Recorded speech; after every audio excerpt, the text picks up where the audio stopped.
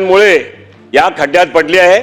माननीय वळसे पाटील साहेब म्हणाले, माननीय अतुल भातखळकरजी म्हणाले, आपण त्याची चौकशी हे सामान्य जणांकडनं करून घेऊ नका, ही चौकशी तुकाराम मुंडे साहेबांकडनंच करून घ्या। ही चौकशीचे अधिकार तुकाराम मुंडे यांच्याकडे द्या आणि हाफकिनची इन्स्टिट्यूटची चौकशी झाल्यावर या सभागृहामध्ये माशेलकर समितींचा अहवाल आपण ठेवणार आहात। पण माशेलकर समिती 2017 मध्ये अहवाल देऊन गेली, आज 2026 आहे, केवळ 1400 कोटी रुपये मागितले होते। ही सरकार एवढी दुबळी आहे का? कुठली सरकार असेल ती?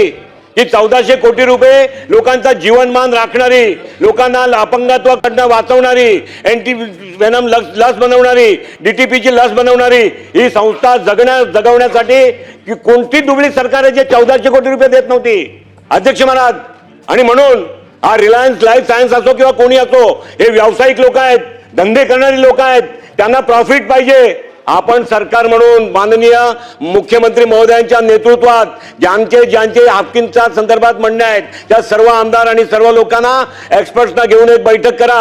हाफकिन कधीच प्रायव्हेट पार्टनरशिप मध्ये जाणार नाही, कारण आपण प्रायव्हेट पार्टनरशिप मध्ये गेले की याचे सगळे सिक्रेट्स ज्या लसीचे आहेत, तुमच्या ज्या सगळ्या रजिस्टर केलेल्या त्याचे योजना आहेत, हे सगळे लोकांना तुम्हाला द्यावं लागेल। म्हणून माझा स्पेसिफिक प्रश्न आहे, ही तपास आपण तुकाराम मुंडे साहेबांना देणार का? पहिला प्रश्न।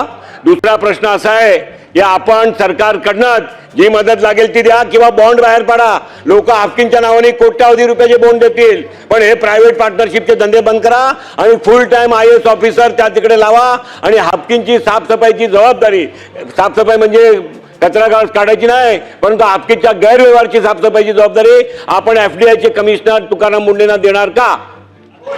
सन्माननीय अध्यक्ष महोदय, जरा वेळापूर्वीच मी आयुक्त मुंडे साहेबांना सांगितलं का साहेब, हे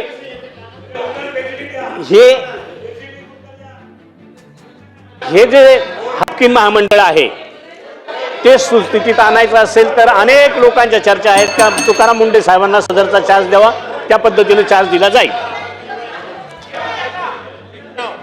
अध्यक्ष महोदय, हा प्रश्न यापूर्वी सुद्धा या सभागृहामध्ये खूप वेळा चर्चेला गेला। या हाफकिनचं खाजगीकरण करायचं काम हे जवळपास सरकारने निश्चित केलं होतं, त्यावेळेस सुद्धा आपल्या निदर्शनास ही बाब आली। अध्यक्ष महोदय, खाजगीकरणच्या नावाखाली शासनाची करोडो रुपयाची मालमत्ता, आता तुम्ही म्हणालात की 1 इंच जमीन दिली नाही, नंतर पुन्हा बोलताना म्हणालात की 5 एकर जमीन टाटाला दिली, म्हणजे तुमच्याच बोलण्यात किती विसंगती आहे। 1 इंच दिली नाही म्हणून सांगायची आणि 5 एकर जागा टाटाला दिल्यानंतर कबूल करायचं। अध्यक्ष महोदय, त्रिवेणी लस जी आहे, खरं तर तुम्हा आम्हा सगळ्यांना हाफकिनने वाचवलंय। अदानी सारखा येईल आणि लुटून जाईल, म्हणून माझा प्रश्न आहे की तुम्ही ते 150 कोटी रुपये या अद्ययावतीकरणासाठी देणार का, आपल्या याच्यासाठी तंत्रज्ञानासाठी, नवीन त्रिवेणी लस करण्यासाठी? आणि दुसरा प्रश्न की ही संस्था कोणत्याही परिस्थितीत आम्ही याचं खाजगीकरण करणार नाही, हे या ठिकाणी सांगाल का?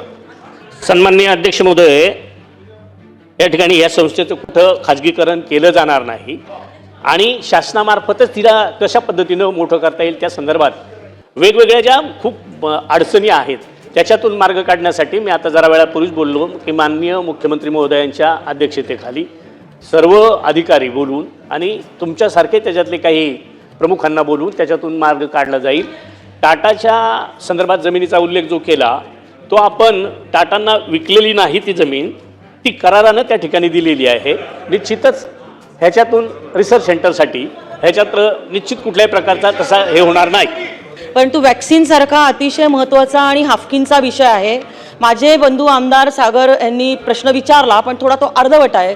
सन्माननीय अध्यक्ष महोदय, माझी आपल्याला विनंती आहे की हाफकिनसारखी इन्स्टिट्यूट चालायला पाहिजे, पण त्यातला भ्रष्टाचार आणि फक्त चौकशीचे आदेश जे आहेत ते तुकाराम मुंडेंना देऊ नका। पूर्ण त्याचा कार्यभार जो आहे हा तुकाराम मुंडेंच्याकडे सोपवावा।